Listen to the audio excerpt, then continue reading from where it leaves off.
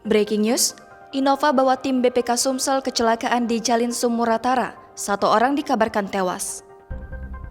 Sebuah mobil Innova dengan nomor polisi BG 1467OD mengalami kecelakaan lalu lintas pada Selasa 22 Februari 2022 pagi.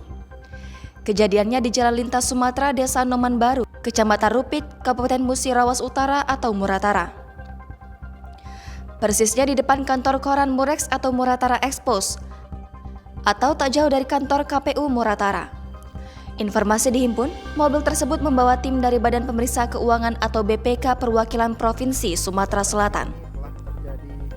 Mobil itu melaju dari arah kota Lubuk Linggau menuju arah ibu kota Muara Rupit. Mobil naas tersebut mengalami ringsek cukup berat setelah masuk jurang sebelah kiri. Sejumlah orang yang ada di dalam mobil tersebut langsung dievakuasi ke RSUD Rupit untuk mendapat penanganan medis. Humas RSUD Rupit, Ahmad Afandi mengungkapkan ada 6 orang yang masuk ke rumah sakit tersebut. 1 orang dikabarkan meninggal dunia dan 3 diantaranya mengalami luka-luka. Pihak RSUD Rupit belum bisa menyebutkan nama-nama korban dari laka lantas tersebut. Korbannya meninggal dunia dan mengalami luka-luka, rencananya akan dibawa ke kota Palembang.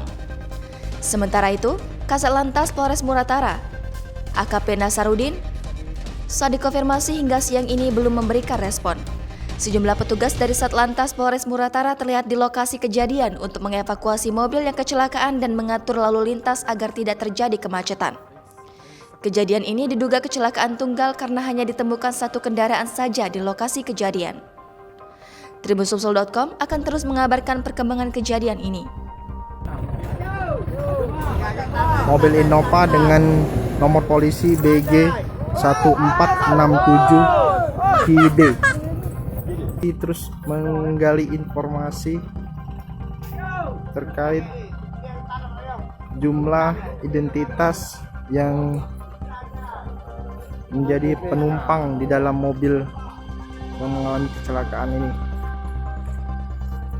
Saat ini warga setempat masih berupaya untuk melakukan evakuasi mobil ini.